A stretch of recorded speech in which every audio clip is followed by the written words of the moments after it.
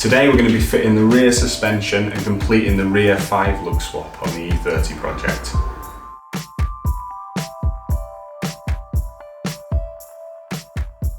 There's a lot of different opinions on how to do a 5-lug swap on the rear of an E30, and there are a few different methods that do work.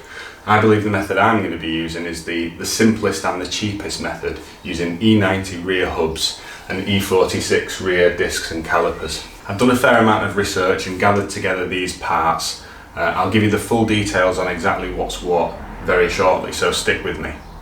I'll start by pointing out that I'm actually in the fortunate position where I've already done a lot of work taking everything apart under this rear end and refinishing it and putting it back together, so we're quite far on, to be honest. If you're a subscriber, you'll have seen in the previous video I reinstalled this rear subframe and rear arms, which was a big step forward, and off camera I've also chucked on the drive shafts now too. So technically this should be quite a fun install job today. We'll see how that one goes. So technically the type of suspension you use doesn't matter for this swap, but coilovers will definitely help you get the car sitting right on its new wheels, whatever they may be. So I'm also excited to be cracking out my new HSD Monopro coilovers, which have been sitting on a shelf for about a year now. These rears are actually part of a kit that also comes with fronts that are E36 hub and E30 top mount, which is the combo I'll be needing to do the 5-lug on the front. Make sure you subscribe if you're interested in finding out about that, because it will be coming up in a future video. So here are the non-E30 parts that you actually need for this swap. First things first, there's rear hubs from an E90, which are 5x120 5 stud. Caliper adapters from SRS Concept. Rear calipers from a 6-cylinder E46 325i, for example, or a 6-cylinder Z4. Rear discs from a 6-cylinder E46, for example the 325i. These are 294mm and they're vented. The rear of the E30 brake line setup consists of 2 lines, one that goes between the rear arm and the hard line on the car, which is the short only 2 female ends. This one's obviously split, stays standard, but this one is a non-standard. It's actually the front of an E30, which we're going to use on the back, that goes between the rear arm and the caliper, because the caliper's spaced slightly differently thanks to the adapter kit. And of course you're also going to need a set of 5x120 pattern 5-lug wheels. These are actually Style 5s from a 7 Series E38 in 16-inch diameter, offset ET23, which in theory should give me decent fitment by the end. I've gone with some cheap 215 by 45 profile Nankang tyres just to start with, that I think will help me with the fitment too. A lot of people, when they're running these wheels on an E30, go for 205, which is a bit too much of a stretch for me. I'm hoping a little bit more meat will look better and drive better. We'll find out about that. I will list all of this in the description with links, and I'll probably actually do a more detailed article on the blog about it as well if you want to go and read that. Now let's get into the assembly and see how it all goes together. Now firstly I need to mention that this car's actually a 316 4-cylinder, so it came with drum brakes on these rear arms as standard, which is not really what I wanted. I wanted discs, of course, so I purchased disc rear arms, which I have refinished in previous videos and that you can see fitted here. So these aren't the original arms for this E30, but they are standard E30 arms, just disc ones. I've also modified and refinished this standard E30 brake shield. I've cut a notch out of it here and I've hammered the outer rim flat, which would cover over the disc normally, and this is to accommodate that larger rear disc that I keep mentioning, and the fact that the caliper is going to be offset slightly due to the fact it's going to be on an adapter bracket rather than the factory position.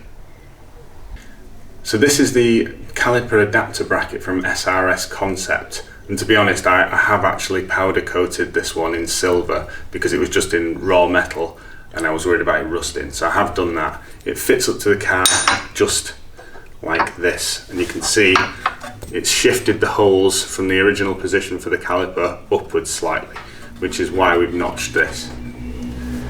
There is actually a previous video about modifying these brake shields, which you can look back on if you want more details and measurements on that. So with the correct E30 disc rear arms and the modified brake shield, the next thing to do is to press on the hub. Make sure you do the brake shield before the hub, as I found out, because, you know, one obstructs the other. This 5-stud hub is actually from an E90, but I believe some Z4s have the same one as well, and it just presses in perfectly into the standard wheel bearing size on the rear arm for the E30. But that's only in the case of facelift cars. Pre-facelift cars have a smaller inner bearing diameter, I believe, so these hubs would not simply press on. I think you can get these hubs and get them turned down, machined down slightly to fit, but I don't actually know the details of that because my car is a facelift car. And it goes without saying that I have already successfully pressed on these bearings, which is great. Another really good point to make about this particular way of doing a 5 lug swap is you can actually run the standard E30 handbrake mechanism just as it would have been normally, and it will work with the new disc. So that's a major plus. Now I'm going to skip over that today because I'm waiting on some more parts for it, so I'm going to come back and fit the handbrake mechanism up at a later date.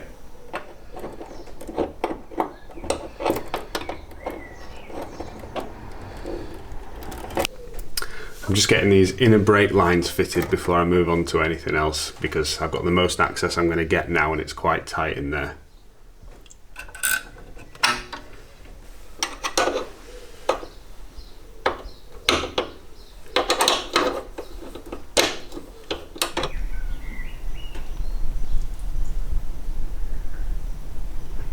Right, and now I can throw on the disc, which I've even got retaining screws for.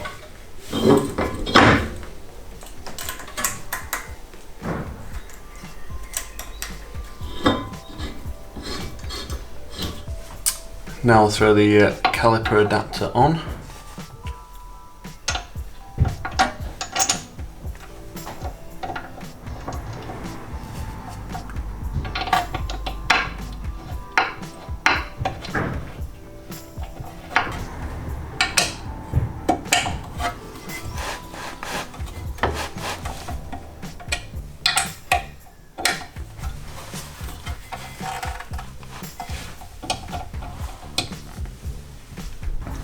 Right, now that bigger rear caliper can go on.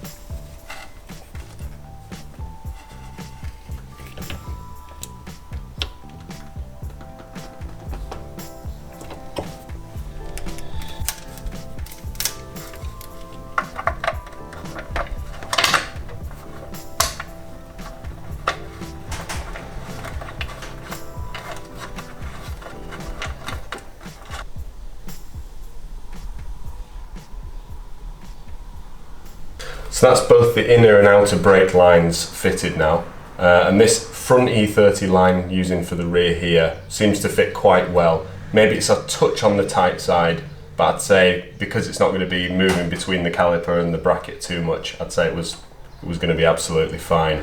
You'll notice I did push the boat out and I've gone for stainless steel braided lines. These are actually from a brand called Moto. I'll put a link to them in the description. Having had quite a few Hell and Goodrich braided brake lines in the past, I can tell you these are pretty much identical quality, but the value for money is much higher. Okay, so now it's time to install the new rear suspension. I've got here HSD Monopro coilovers, which I purchased from Driftworks probably over a year ago now, and they've been sat on a shelf in anticipation of this day.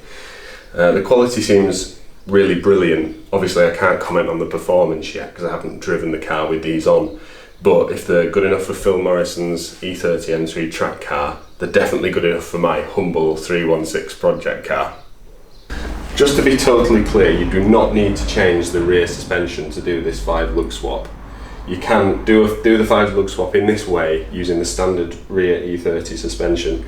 The reason I'm changing while I'm here is because these are shot. Have a look at this damper.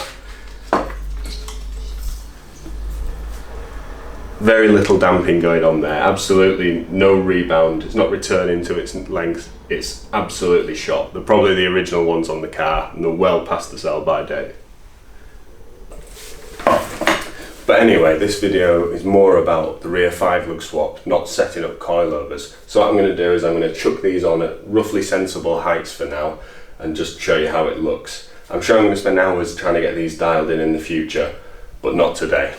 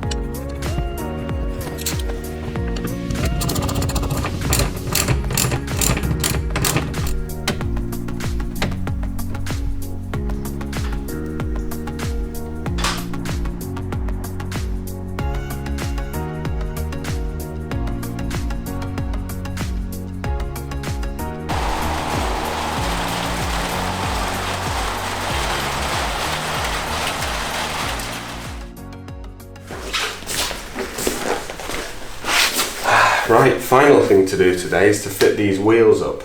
And these are, as I mentioned, Style 5s from an E30 7 series. And these should fit up and give me about spot on fitment straight away.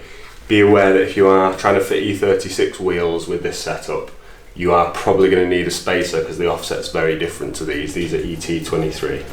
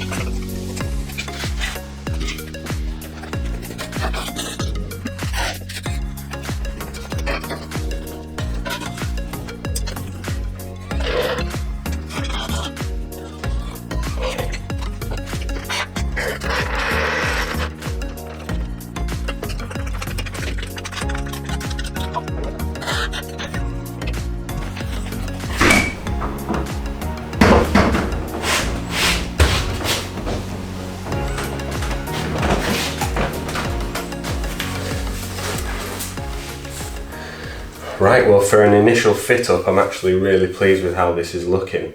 I think there's about an additional 3mm of track width from what I've read. I haven't actually measured it. And I was worried that was going to cause the wheels to poke out a bit more than I wanted. But to be honest, it's about flush with the arch, which is exactly what I was going for, really. It'd even be space for a spacer if I wanted that look. The coilovers I ended up setting towards the top of the height, so there's a lot of room to go lower than that if I wanted to. I can just about get my hand on top of the tyre there. Obviously I only have 4 wheel bolts which I've thrown in. They're the standard E30 ones, which are actually a perfect fit, which isn't that surprising because I think they're also the same size for an E46 anyway.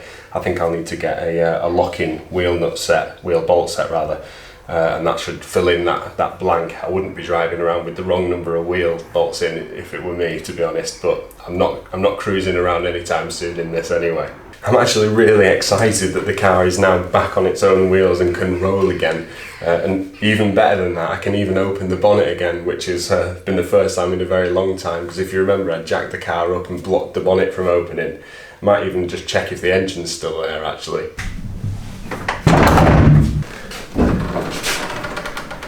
There it is, 4 cylinders of fury. Well, I hope you enjoyed this video and found the information about the rear 5-lug swap useful. I know it would have been very useful to me to have it all in a video like this instead of piecing it together from forum posts. The next step I think is to fit the fronts so that they match the rears, which I'm quite excited to do now, so make sure you subscribe so you don't miss out on that. That's a bit more involved than the work we've done on the rear end, so I'll give you all the information about it when we get there. And after that, I'm very much looking forward to fitting that engine, but that's a little way off yet. Anyway, thank you very much for watching, and please do feel free to like and subscribe.